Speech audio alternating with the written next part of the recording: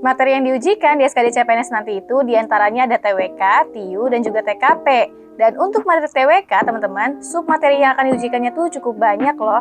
Di antaranya ada pilihan negara, integritas, bela negara, nasionalisme, dan juga bahasa Indonesia. Nah, teman-teman, lewat video ini aku akan sampaikan ke kalian beberapa soal pilihan negara yang sering keluar di SKD CPNS tahun-tahun sebelumnya. Tanpa lama-lama, kita mulai aja yuk bahas ke soalnya.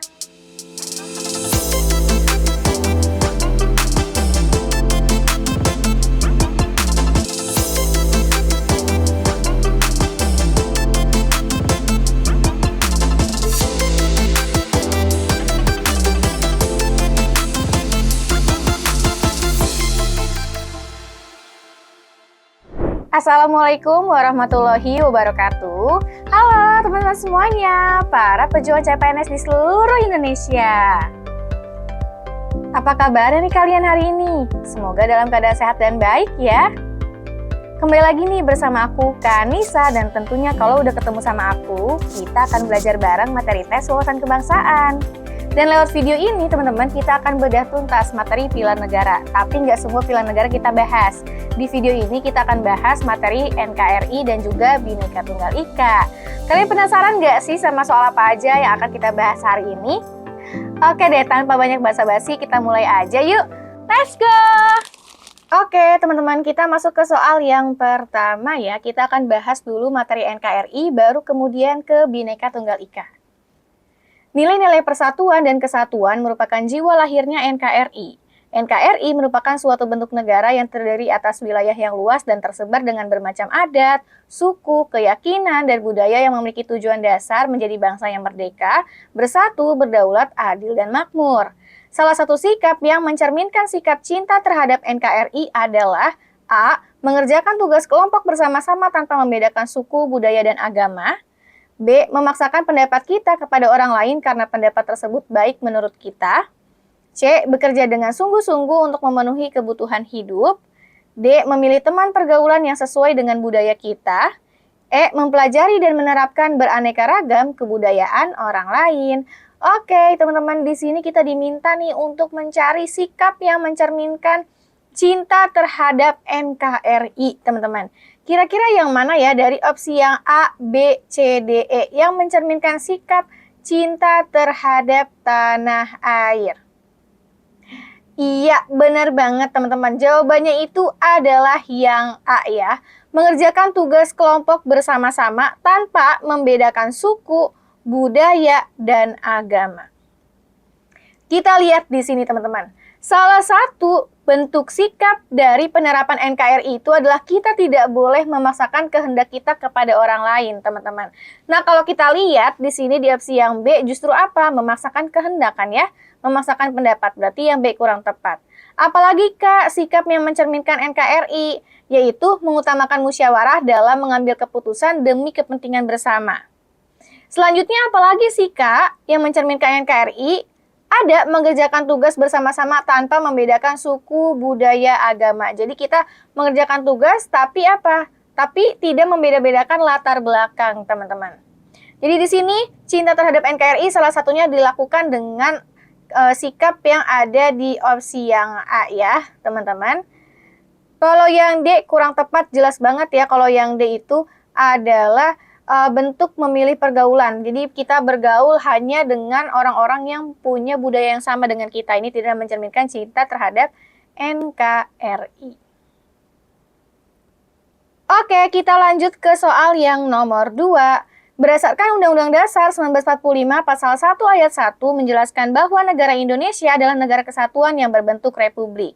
Salah satu fungsi dari negara kesatuan Republik Indonesia adalah negara harus melaksanakan penertiban atau bertindak sebagai stabilisator. Fungsi tersebut merupakan salah satu fungsi NKRI yang dikenal dengan law and order. Penerapan fungsi tersebut dapat dibuktikan dengan A. Adanya peraturan yang diberlakukan negara untuk membangun lingkungan yang tertib dan damai. B. Negara mengusahakan kesejahteraan dan kemakmuran masyarakat Indonesia. C. Negara menjamin kehidupan yang aman, damai, dan tentram serta terbebas dari berbagai ancaman. D. Negara menjamin kelayakan kehidupan dan menegakkan keadilan bagi seluruh lapisan masyarakat.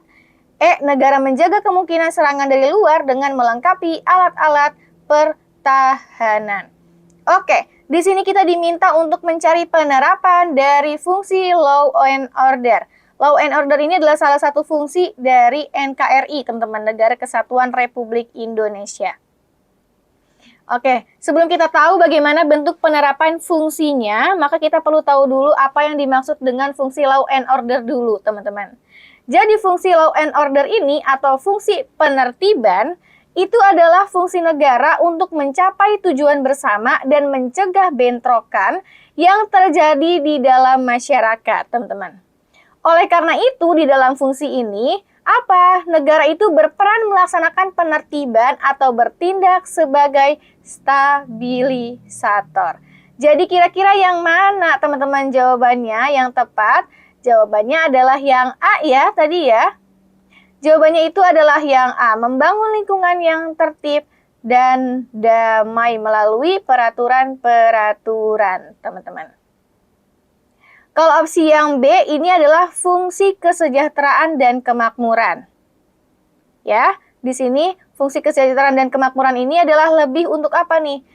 Negara itu berperan aktif dan diperlukan untuk campur tangan dalam mengusahakan kesejahteraan dan kemakmuran rakyat Indonesia. Kemudian opsi yang C dan opsi yang E ini adalah fungsi dari pertahanan, teman-teman. Pembuktian atau penerapan dari fungsi pertahanan.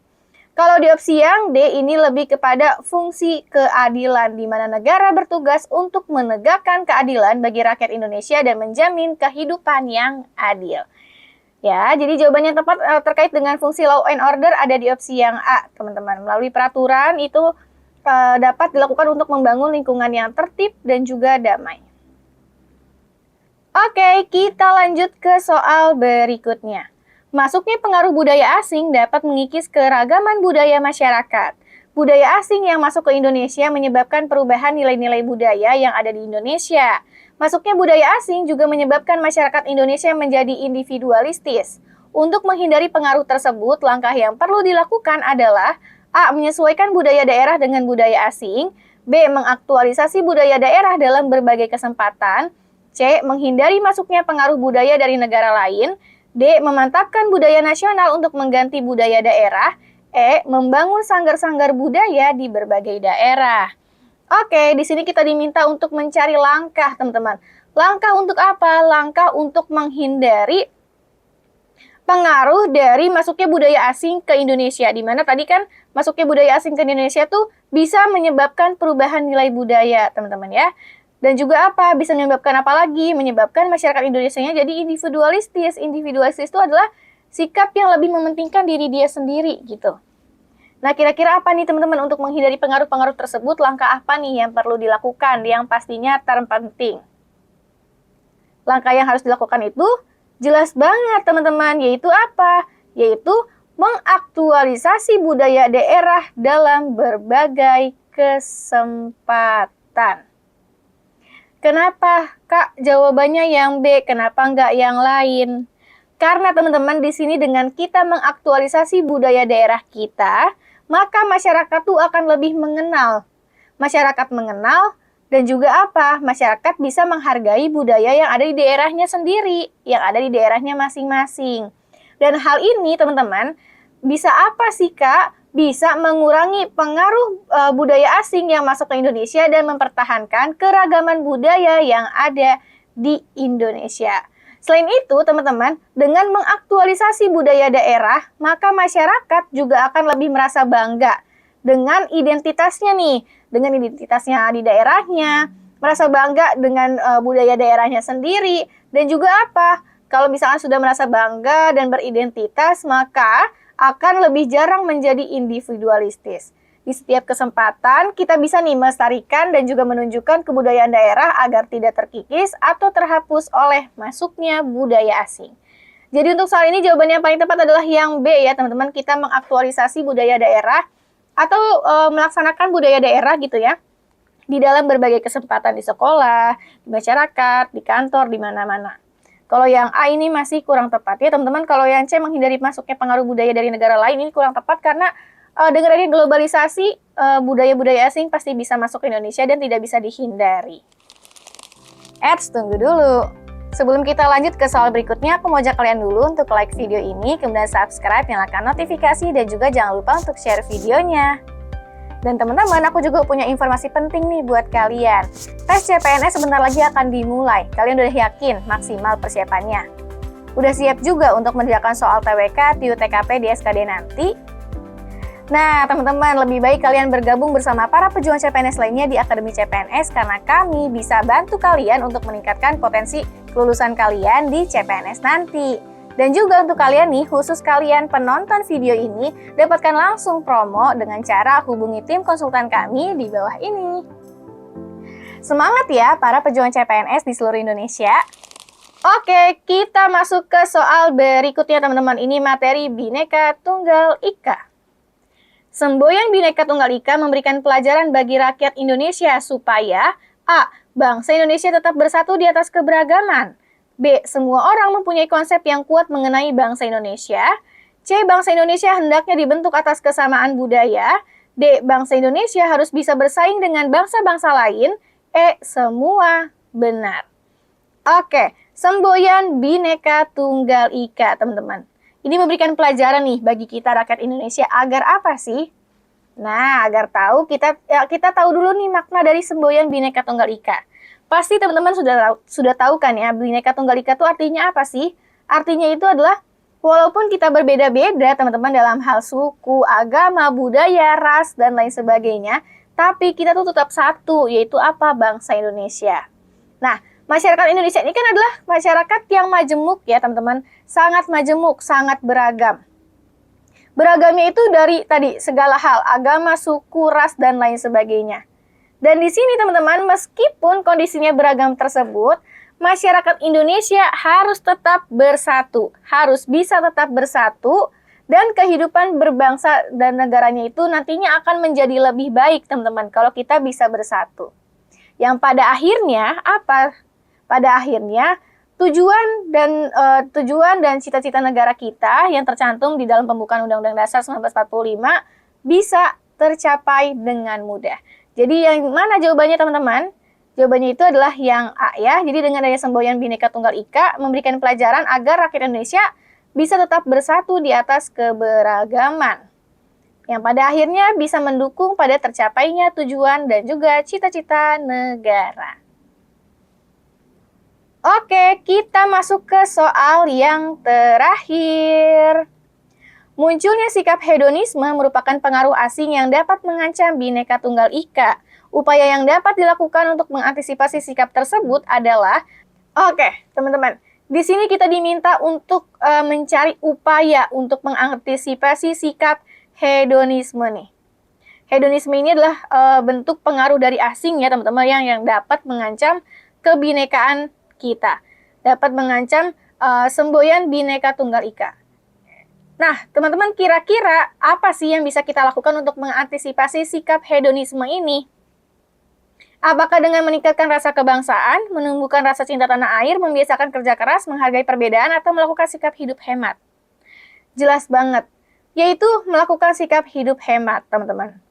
Karena apa? Karena hedonisme ini kan adalah pandangan hidup yang menganggap bahwa orang itu akan menjadi bahagia dengan mencari kebahagiaan sebanyak mungkin dan sedapat mungkin menghindari perasaan-perasaan yang menyakitkan.